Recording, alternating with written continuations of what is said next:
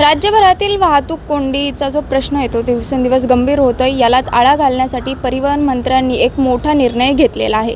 परिवहन मंत्र्यांनी रिक्षा किंवा टॅक्सीचे जे परवाने आहेत ते नवीन देण्यास रद्द करण्यात आलेले आहे। नुकताच हा निर्णय घेण्यात आलेला आहे आणि तात्काळ स्वरूपातला हा निर्णय असणार आहे।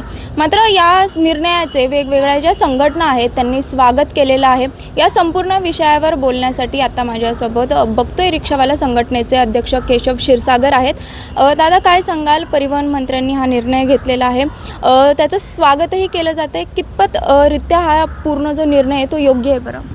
गेल्या 9 वर्षापासून सगळ्या संघटना अशा प्रकारची मागणी करत आहेत की ओपन रिक्षा परमिट धोरण जे 2017ला महाराष्ट्र शासनाने आणलं ते त्वरित बंद करावं। कारण की शहराची जी लोकसंख्या आहे आणि त्या लोकसंख्येला जितक्या गाड्यांची गरज होती त्याच्यापेक्षा खूप जास्त संख्येने रिक्षा आता रस्त्यावरती फिरत आहेत। तुम्ही कुठल्याही चौकात उभं राहा, तुम्हाला आजूबाजूला 4-5 मोकळ्या रिक्षा दिसतील, कारण की रिक्षाला पॅसेंजरच नाही आहेत। त्यामुळे लवकरात लवकर रिक्षा परमिट बंद होणं गरजेचं होतं आणि 9 मार्चपासून हे रिक्षा परमिट बंद झाली आणि अत्यंत आनंदाची बातमी आहे। पुण्यामध्ये वाहतुकीचा खूप मोठा प्रश्न आहे। आपले पालकमंत्री दिवंगत अजित पवार हे सतत पहाटेपासूनच या सगळ्यावरती काम करायचे। पुण्यात सध्या किती रिक्षा आहेत आणि खरंच त्याची गरज आहे का एवढी बरं? लोकसंख्येच्या 3%हून जास्त रिक्षा नसाव्यात अशा प्रकारचं एक धोरण होतं, परंतु याचं काही पट जास्त आत्ता शहरामध्ये रिक्षा आणि कॅब या दोन्ही आहेत आणि याच्यामुळे नक्कीच या गोष्टीमुळे वाहतूक कोंडीची भर पडते। म्हटल्याप्रमाणे तुम्ही कुठल्याही चौकात बघा, रिक्षा आणि कॅब तुम्हाला मोकळ्याच दिसतात, त्यातल्या फक्त 10 ते 15% भरलेल्या असतात। याचा अर्थ गरज नसताना एमटी त्या रिक्षा तिथं रस्त्यावरती धावत आहेत, कॅब धावत आहेत, पेट्रोल पण वाया जातं आहे, इंधन पण वेस्ट होतं आहे, पोल्युशन पण वाढतं आहे। त्याप्रमाणे त्या रिक्षावर ज्याप्रमाणे ओपनचे न्यूचे रिक्षांवर बंदी घातली आहे परमिटवरती, त्याचप्रमाणे कॅबवर पण घालणं तीच काळाची गरज आहे। आणि रिक्षाची संख्या बघितली तर पुणे आणि चिंचवडमध्ये मिळून आजच्या घडीला 1,17,000 नोंदणीकृत रिक्षा आहेत। स्क्रॅपच्या रिक्षा पण रस्त्यावरती मोठ्या प्रमाणात धावतात। त्या बघितलं तर 2-2.25 लाख रिक्षा पुणे आणि चिंचवडमध्ये मिळून आहेत। त्या व्यतिरिक्त 60-70,000 कॅब या रस्त्यावर धावतात।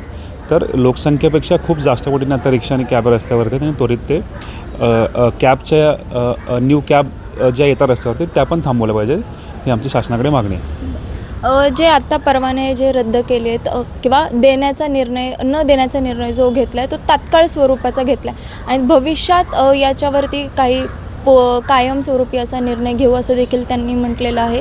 मग हा जो निर्णय आहे तो कायमस्वरूपी आत्ताच का घेण्यात येत नाही आहे बरं? म्हणजे असे काही समस्या आहेत का तो निर्णय घेण्यासाठी?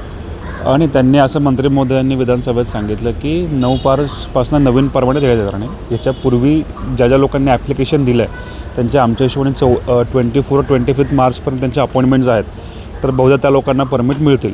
परंतु त्यांनी असं सांगितलं आहे की येत्या काही काळामध्ये कुठल्या शहरांमध्ये 5 लाख लोकसंख्या असलेल्या 5 लाखहून जास्त लोकसंख्या असलेली शहरं वेगळी आहेत आणि 5 लाखपेक्षा कमी असलेली वेगळी आहेत। राज्य शासनाला 5 लाखाहून जास्त लोकसंख्या असलेल्या शहरांबाबत निर्णय करण्याचा अधिकार आहे। त्या अधिकाराची मदत घेऊन त्यांनी आत्ता निर्णय घेतला आहे, परंतु कायमस्वरूपी परमिट बंद करता येत नाही। गरजेनुसार थोडेफार परमिट देऊ शकतात, त्याला आमचा विरोध नाही आहे। आत्ता कोणी उठतो आहे, जातं आहे, रिक्षा विकत घेतो आहे आणि तो माणूससुद्धा रिक्षा घेतल्यावरती पुन्हा बेरोजगारच होतो आहे। तर शहराच्या गरजेप्रमाणेच रिक्षा परमिट जर का वितरित केलं तर त्या गोष्टीला आमचं पण समर्थन असेल।